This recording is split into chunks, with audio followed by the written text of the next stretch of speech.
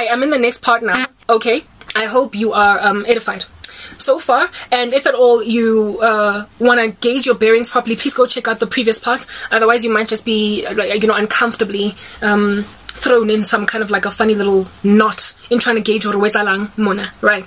Yeah, so how it is that I employed this strategy of reaching, well, my primary target was the United States. I could not work with both the US and Europe at the same time. They have completely different time zones, right? But I targeted the US because one, it's a superpower. Secondly, most of the Christians that I follow, channels I subscribe to, are in the US, and I have been watching so much in the United States news. I've been watching so much coverage of world events from a United States vantage point that I knew that I'd be able to relate and speak to them in a way that they understand, and even to a point where they would be confused that I'm in South Africa. There's one girl, when I still had my comments activated, that was like shocked that I was all the way in South Africa, because she thought I was like around the corner. She wanted to see if she can't connect me with a community, and I was like, girl, I'm in South Africa. She was like, whoa, I never would have thought. She literally thought I was coming from the US because of how much she could relate with the way that I was speaking and the things I was saying. She likely could pick up on my accent that it was different, but she imagined I was an African living in America or something. Right? So I prospered, essentially, to get this done. And I think one of the biggest reasons why she even imagined me as one who lived in the US was because of the rest of the people who were commenting on that particular video. They were American, okay? All of my comments, all of them. I don't even think there's one crash-up on my YouTube channel. Ever since I not demonetized, sorry, but what do you call this thing? Smothered my comments, I silenced them. You would not know. You would not know. But all of them were from people in the US. Like, literally every last comment I ever got on my channel was from people in the United States of America. How it is that I succeeded to get them on my back was time of publishing. There was a time when I was working in the wee hours of the morning, only wee hours of the morning, publishing shorts because I studied a lot online because my channel was going nowhere. So I tried to find out what to do in order to grow my YouTube channel. And so I checked out a whole bunch of guys. They gave me advice. I took their advice. And one of the most successful pieces of advice that I took was shorts, YouTube shorts. So I started to do a whole bunch of shorts, and I would do them literally anywhere from 1 a.m. in the morning to 5 a.m. in the morning, just publishing shorts, sleeping during the day, and uploading my content only in the morning. The YouTube algorithm then got used to recommending me to the people who were subscribing to me. Now, we are either 9 hours behind the US or ahead. I stand corrected as to which of the two, but we have a 9-hour difference in time, right? And that difference in time makes sure that during the day it's night for them, during the night it's day for me.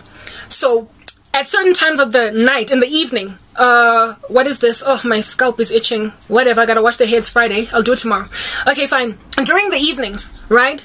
Most people sit down leisurely watching YouTube as opposed to television. From around, I literally investigated what is the best time to upload content on YouTube. And that was also another piece of advice that I got from one guy that was advising how to grow your YouTube channel. And he told me, he's an American guy, that from this time to this time, and generally he spoke about how it is that you need to try and publish your content at like 1 or 2 p.m. in the afternoon on YouTube, or in the evenings from like 6 to 8, right, in the United States, because it's either lunchtime and they are sitting in the cafeteria, the canteen at work or whatever, going through YouTube videos because they're not actively doing work. So lunchtime in the United States and evening time in the United States. And when was lunchtime in the United States versus South Africa? When was evening time in the United States versus South Africa? Is what it is that Crancat, please go in your space over there. When are these particular hours in ish? Yeah, see guys, this cat, like, I don't like it when she's on my bed. I want her in her own space, and it takes forever for her to get in there. Anyway, whatever, I'm sorry if you got distracted there. Yeah, so based on this guy's advice, I then went online, figured out, time zone differences, what's going on there. What time is it in the US? What time is it in the US right now? And based on whatever it is that might be the time in the United States, if at all it was around lunchtime, or if at all it was around after dinner, do you understand? Or somewhere in the middle of dinner, like, that says 6 p.m. to 8 p.m. at night, even going into 10 p.m. because some people just sit on their beds and just feel like going through social media before they fall asleep. I investigated and I perused these times online, following which I would then either schedule my content to publish at these times or be awake at those times and actively publish my content. And it worked. It worked. it worked. My content was just, it would like sit in YouTube, and the people that looked at it were the ones who were awake at the time. South Africa at 2 a.m. in the morning, at 10 p.m. they are starting to doze off. At 4 a.m. in the morning, they are barely waking up. Their alarms are yet to go off for another hour. But in the US, they're bustling. It's lunchtime, they're eating dinner. You get my point. So even though, because I'm South African, I would not get a massive amount of traffic from the US, bottom line is every so often there's the odd guy or girl that gives the odd guy or girl a chance on the internet that comes from a different country, and they just click on them. They just click on them, and it worked. My shorts got taken up by an American audience. Unfortunately, however, I learned some other things about the American audience. America, even if you might not be physical Babylon, the way that everybody says that you are, you certainly are spiritual Babylon. My goodness, the level of rudeness. Like, I thought South Africans were harsh. I thought South Africans were monstrous because of what they've done to me. Even though I did not have any such experience prior to my salvation in Christ, I had a relatively decent upbringing with South Africans, and I was at ease and I was peaceful with them. And then I got persecuted and they became little monsters, and so I've got a bone to pick with them in that regard. But my goodness, Africans have a way about holding their horses. They know how to keep quiet, on they also know how to brittle what they want to say. They won't say it to you in your face, and even if they come out and speak something against you, it'll tend to be with a little bit of decorum. They don't just swing out of their mouths rude statements. Even if they're complete strangers, they are not just going to go and tell you nonsense. So culture shock. It's like I was living in the US, brand spanking new, as somebody who had immigrated over there, and I was shocked by just how horrifically mean they can be, and how easily it just comes out of them to be cold, like just absolutely like scathing to complete strangers. The comments. It is why my comments section is disabled on YouTube. The kind ones, of course, they exist. Yes, I love them, right? I've got brothers and sisters that have subscribed to my channel that are genuine believers in the Lord Jesus Christ. But my goodness, the rude can get really rude. Like when it rains with American comments, it pours.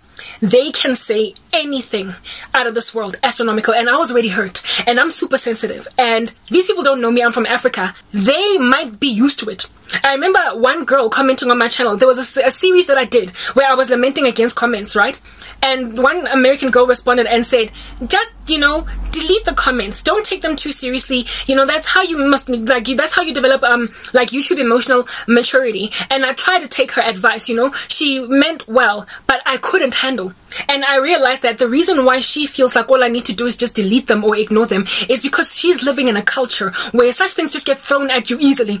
And now they've developed like a bit of a wall, hey? And they just stand up very firmly, sturdy. They are resilient. They've got shock absorbers that I, as an African, don't have. That level of rudeness, I don't know it. I don't know it. So for me, it was like, no, I'm sorry, girl, I can't. So I ended up disabling my comment section, much to the peril, I guess, of some other of my commenters that were like, hang 10, be strong, don't subscribe to, don't capitulate to these guys because we love you. But I was like, you know what, your 2-3 really excellent comments are beneficial for my soul to make me feel better. However, it takes only one really horrendous below the belt comment to throw me off my railings for the day, and I'm already very sensitive, so it does not help to get 5 good comments and 1 bad one, because that 1 bad one can really throw me awry. I therefore disabled comments altogether on my YouTube channel. So the downside to having an American audience was just the vitriol, like the culture shock of how rude they can be. So for those reasons, I thoroughly believe that America